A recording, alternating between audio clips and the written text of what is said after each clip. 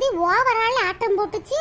என் மயன் பெரிய வேலையில இருக்கான், என் மயனுக்கு பொண்ணு நல்ல பொண்ணா இருக்கணும், அழகான பொண்ணா இருக்கணும், 50 பவுன் நகை வேணும், 1,00,000 ரூபாய் கையில வேணும், ஒரு பைக் வேணும், கார் வேணும், அது வேணும், இது வேணும்னு லிஸ்ட்ல போட்டு சொல்லுச்சு. அதே ஆண்டவன் ஆப்பு வச்சுட்டேன். ஒரு அளவு தானே ஆசைப்படணும்.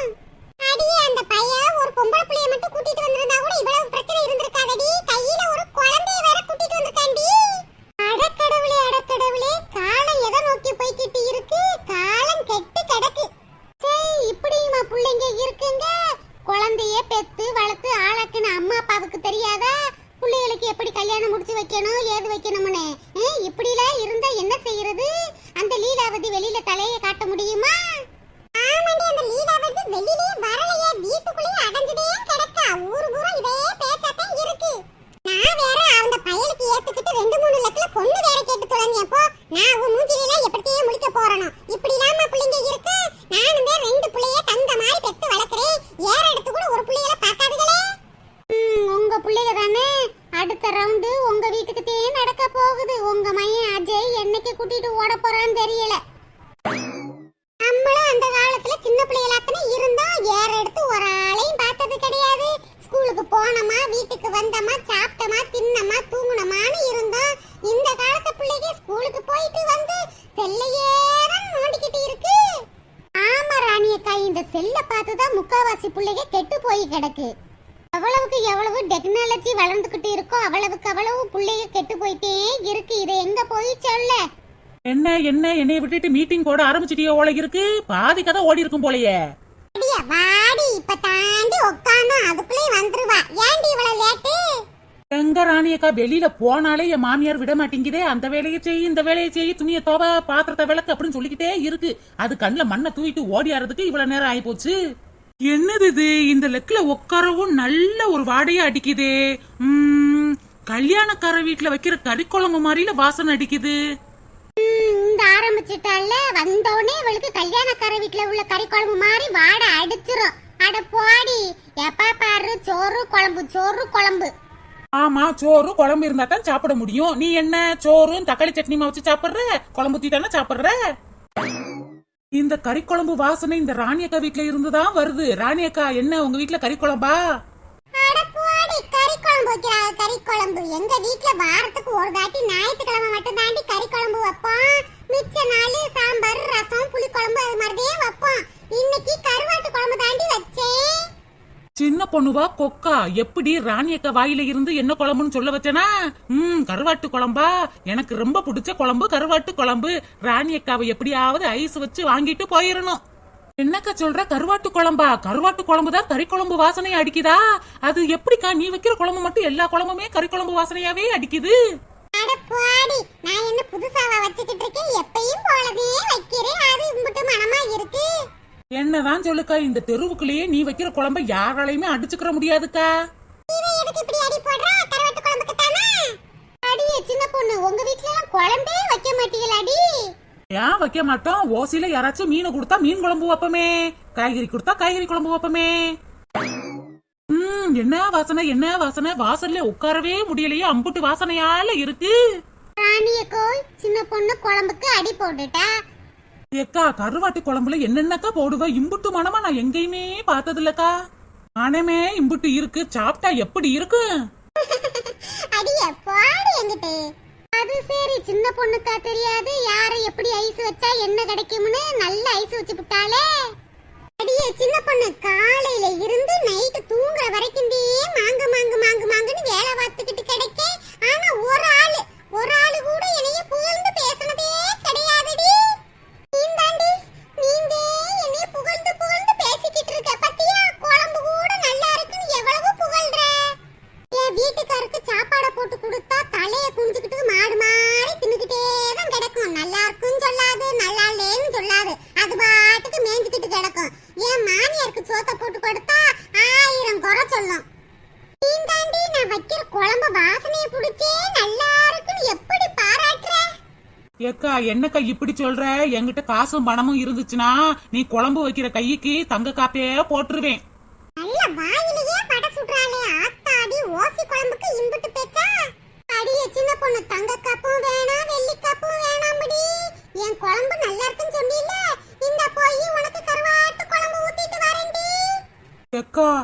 மனச புரிஞ்சு நடந்துக்கிறக்கா. சின்ன கிண்ணத்துல குழம்பு ஊத்தாம நல்ல பெரிய கிண்ணமா பார்த்து குழம்பு ஊத்திட்டு வாக்கா. வெஞ்சனம் என்னக்கா வச்ச? வெஞ்சனம்லாம் வைக்கலடி, வெறும் கருவாட்டு குழம்புதான் வச்சேன். வசந்தி அக்கா, அடியே எங்க வீட்ல சோறே ஆக்கலடி, நேத்து வச்ச கஞ்சிதேன் கிடக்கு, வேணும்னா அது தரவா? அத நீனே குடிக்கா. நான் பக்கத்து வீட்ல போய் கேட்டு வாங்கிட்டு போறேன். சரோஜா ஆத்தாடி, இதுகிட்ட கேட்டுட்டாலும் இதுவே எச்சு கையில காக்கா வரட்டாதால இதுவா குடுக்க போகுது. ஒண்ணு இல்ல உங்க தலைக்கு நேரா காக்கா நிக்குது, கக்கா போட்டுற போது தள்ளி உட்காருங்கன்னு சொல்ல தேங்க கூப்பிட்டேன். உன்னைய பத்தி எனக்கு தெரியாதா? ஏதாச்சும் கேக்குறதுக்கு தான் என்னை கூப்பிட்டிருப்ப. நான் கொடுக்க மாட்டேனே. நான் என்ன ராணியும் வசந்தி மாதிரி இழுக்கவாயா? ராணி அக்கா என்னக்கா மசமசன்னு உட்காந்துருக்க? சீக்கிரமா போய் கருவாட்டு குழம்ப எடுத்துட்டு வாக்கா. வயிறு வேற கப கப கபான்னு சொல்லிக்கிட்டு இருக்குல்ல. இந்த போறேன்டி. அது எப்படி சின்ன பொண்ணு வாய் நாட்டையே பசப்பி கருவாட்டு குழம்பு வாங்குற? எனக்கு அத சொல்லித்தாடி. அதெல்லாம் ஒரு கலை. இந்த கலையை தாண்டி எனக்கும் சொல்லித்தாடி. எங்க வீட்டுல நெதமும் குழம்பு வைக்கவே முடியல. நான் அத உன்கிட்ட சொல்லிட்டேன்னா நீ இல்ல வீடு வீடா போய் குழம்பு வாங்க போவ, அப்புறம் எனக்கு குழம்பு கிடைக்காம போயிருமே. அடச்சி, இது ஒரு பொழப்பு. இதே விளையாட்டான் திரியறாளுக. சீ.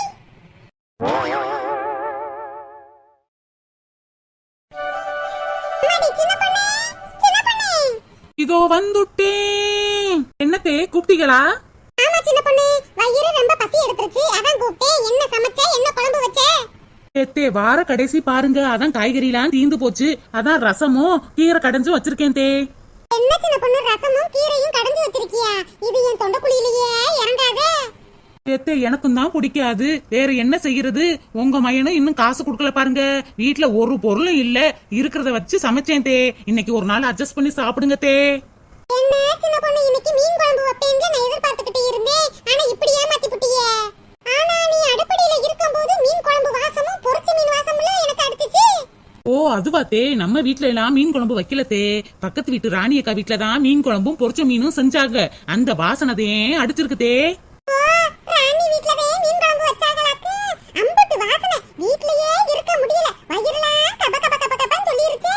நீனே சமைக்கிறியோன்னு நான் நினைச்சுக்கிட்டு இருந்தேன். அந்த ராணி சும்மாவே நல்லா சமைப்பாள்ல. ஆமா தே, ராணி அக்கா வைக்கிற மீன் குழம்பு அம்புட்டு ருசியா இருக்கும். 7 ஊருக்கு வாசனை அடிக்கும் தே. அவ வீட்ல எல்லாரும் கொடுத்து வச்சவங்க மீன் குழம்பும் பொரிச்ச மீனும் சாப்பிடுறாங்க. ஆனா நான் ரசமும் கீரை கடையிலும் சாப்பிட போறேன். எல்லாம் என் தலையெழுத்து. எத்தே என்னத்தே நம்ம வீட்ல மீன் குழம்பே வைக்காத மாதிரி இம்புட்டு சலிச்சுக்கிறிய? ஆமா, ஆசைப்படுறப்ப சாப்பிடாம மித்த நேரம் சாப்பிட்டு என்னத்துக்கு? இப்பதானே எனக்கு மீன் குழம்பு சாப்பிடணும் போல ஆசையா இருக்கு. சாக போற கிளடிக்கு ருசியாத்தேன் சாப்பாடு கேக்கும். ஒரு நாள் அட்ஜஸ்ட் பண்ணி சாப்பிட்டாதான் என்ன? அடியே, என்னடி பெணாத்திக்கிட்டு கிடக்க? எத்தே அது ஒண்ணு இல்லத்தே, நீங்க மீன் குழம்பு சாப்பிடணும்னு ஆசையா இருக்குன்னு சொன்னீங்கல்ல, அதான் மார்க்கெட்ல போய் மீனை வாங்கிட்டு வந்து குழம்பு வைக்கலாமா இல்ல ஹோட்டல்ல போய் மீன் குழம்பு சாப்பாடு வாங்கிட்டு வரலாமான்னு யோசிக்கிறேன் தே. அம்மாடி மருமகளே, எனக்கு மார்க்கெட் போய் மீன் வாங்கிட்டு வந்து குழம்பு வைக்கவும் வேணாம், ஹோட்டல்ல போய் மீன் சாப்பாடும் வாங்கிட்டு வர வேணாம். அப்பன்னா ரசமும் கீரை கடையிலுமே எடுத்துட்டு வரவாத்தே? அது இல்ல மருமகளே, எனக்கு இப்ப ராணி வைக்கிற மீன் குழம்பு சாப்பாடு சாப்பிடணும் போல ஆசையா இருக்குமா? எத்தே என்னத்தே சொல்றீங்க? விவகாரம் பிடிச்ச ஆசையால இருக்கு. இது நாள் வரைக்கும் நான் தான் ஓசி குழம்பு வாங்கி சாப்பிட்டுக்கிட்டு கிடந்தேன். உங்களுக்கு ஆசை வந்துருச்சாத்தே? ஆமா மருமகளே, எனக்கு இன்னைக்கு ராணி வச்ச மீன் குழம்பு சாப்பாடு சாப்பிடணும்னு ரொம்ப ஆசையா இருக்கு. அது சாப்பிடாட்டி எனக்கு தூக்கமே வராது மருமகளே. எப்படியாவது போய் ராணி வீட்ல மீன் குழம்பு சாப்பாடு வாங்கிட்டு வரியா? என்ன மருமகளே திரு திருன்னு முழிச்சுக்கிட்டு இருக்க? எனக்காக மீன் குழம்பு சாப்பாடு வாங்கிட்டு வர மாட்டியா? எத்தே எத்தே என்னைக்கு இல்லாம இன்னைக்கு ராணி அக்கா விட்டு மீன் குழம்பு சாப்பிடணும்னு ஆசையா இருக்குன்னு சொல்றீங்க. ஒரு நிமிஷம் இருங்க தே, ஒரு நிமிஷம் இருங்க. ஓடி போய் வாங்கிட்டு ஓடியாரேன். அம்மாடி சின்ன பொண்ணு, பொரிச்ச மீனை மறந்துடாதம்மா. கிளடிக்கு குசும்ப பாரு, குசும்ப வாங்குறது ஓசி குழம்பு, இதுல பொரிச்ச மீன் வேணுமா? பொரிச்ச மீன் தேரி தே வாங்கிட்டு வரேன். என் மருமக இருக்கிற வரைக்கும் நான் ஆசைப்பட்டது பூரா சோபால கால் மேல கால் போட்டுக்கிட்டு சாப்பிடலாம். சப சப சப சபா, இந்த மீனை நறுக்கி குழம்பு வச்சு பொரிச்சு எடுத்து வைக்கிறதுக்குள்ளேயே ஒரு வழி ஆகி போயிருச்சு. இந்த மனுஷன் எப்ப பார்த்தாலும் பொடி மீனை தான் வாங்கிட்டு வர்றாரு. பெரிய மீனை வாங்கிட்டு வந்தா தானே 4 துண்டா வெட்டி குழம்பு வைக்கலாம். நானே மீனை நறுக்கி, நானே குழம்பு வச்சு, நானே எல்லாருக்கும் சோத்த போட்டு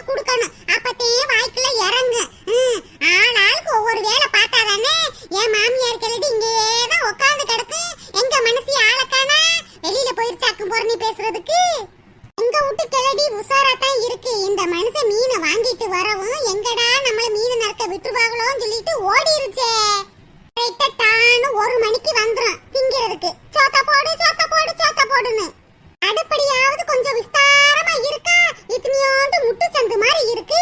அதுக்குள்ள நின்று சமைக்கவும் வேர்த்து விறுவிறுத்து போயிருச்சு. செத்தனை விட்டு உட்காருவோம். சபாடா எல்லா வேலையும் முடிச்சிட்டு இப்படி உட்காருது என்ன சந்தோஷம். ஒரு டிவி பார்க்க முடியுதா இந்த வீட்ல? கேபிளும் கட்டாயி போய் கிடக்கு. அத வேலைய பாருங்க, காடை போடுங்க, டிவி பார்க்கணும், நாடகம் பார்க்கணும் சொன்னா கேக்குதா அந்த மனசே? அது வேலை மட்டுமே பாக்குது ஒழுசு. நம்ம வேலை சொன்னா கேட்கவே மாட்டேங்குதே. இந்த கிளடி வீடு வீடா போய் நாடகம் பார்க்க போயிருச்சு. நான் எப்படி போறது?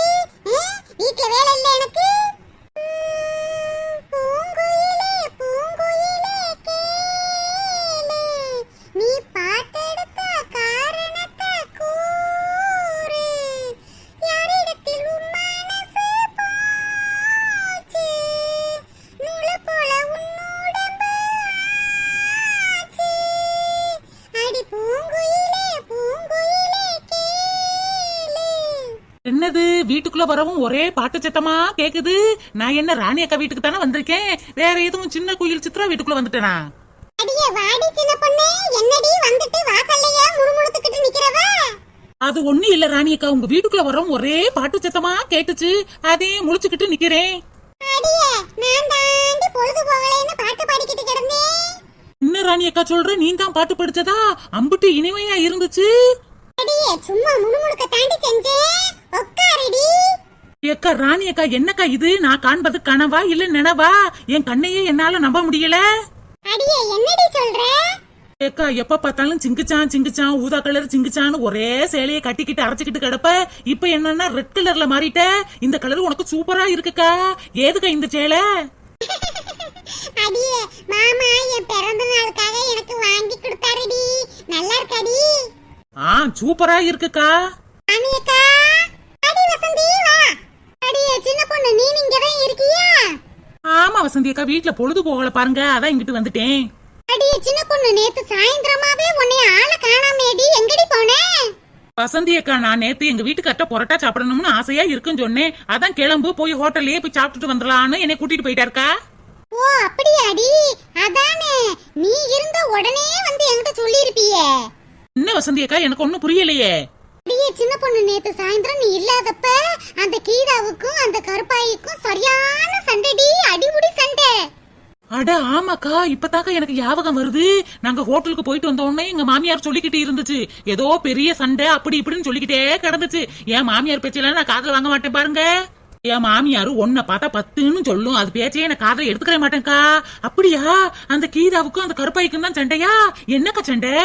ஏதோ அவ விட்டு குப்பையே இவ வீட்டுல தள்ளி விட்டுருப்பா போல இருக்கு. அதான் பெரிய சண்டையா நாரி போய் கிடந்துச்சு. தெருவே வெளியில வந்ததையும் வேடிக்கை பார்த்துக்கிட்டு கிடந்துச்சு.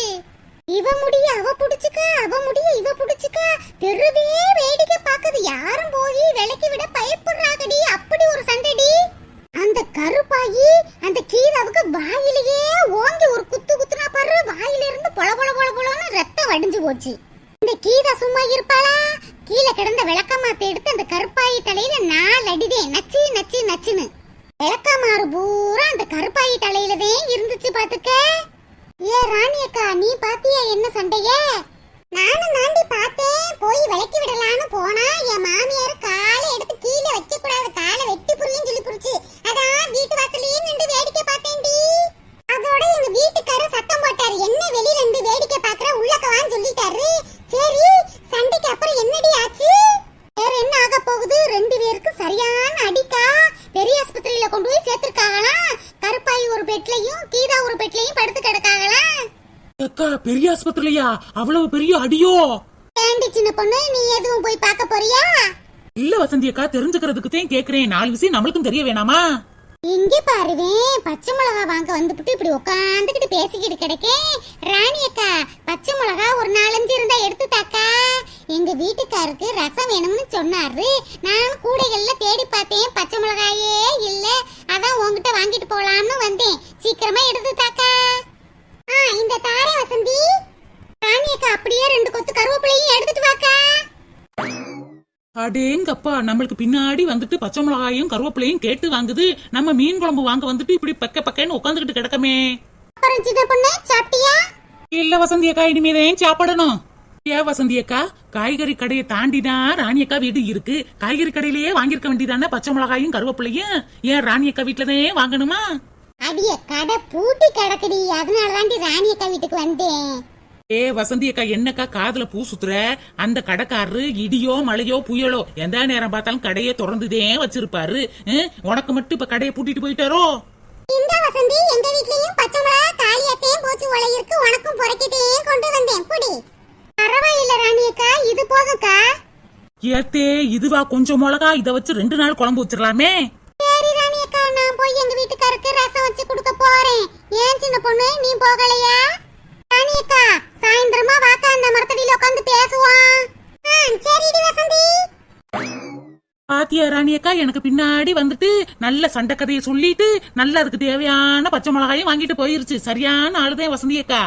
நாளா யாருக்கிட்டையாவது ஏதாவது கேட்கணும்னா எவ்வளவு அச்சப்படுவேன் தெரியுமா? அவங்க ஏதாச்சும் சொல்லிருவாங்களோ அப்படியா இப்படியான்னு உட்காந்தே கிடப்பேன் தெரியுமாக்கா. ஆனா இந்த வசந்தி அக்காவை பாரு, பூனை மாதிரி வந்துச்சு. அங்க சண்டை இங்க சண்டைன்னு எதையாச்சும் சொல்லி உங்ககிட்ட பச்சை மிளகாயை வாங்கிட்டு போயிருச்சு. ஆமா சின்ன பொண்ணு, எனக்கும் தெரியாமையா இருக்கு.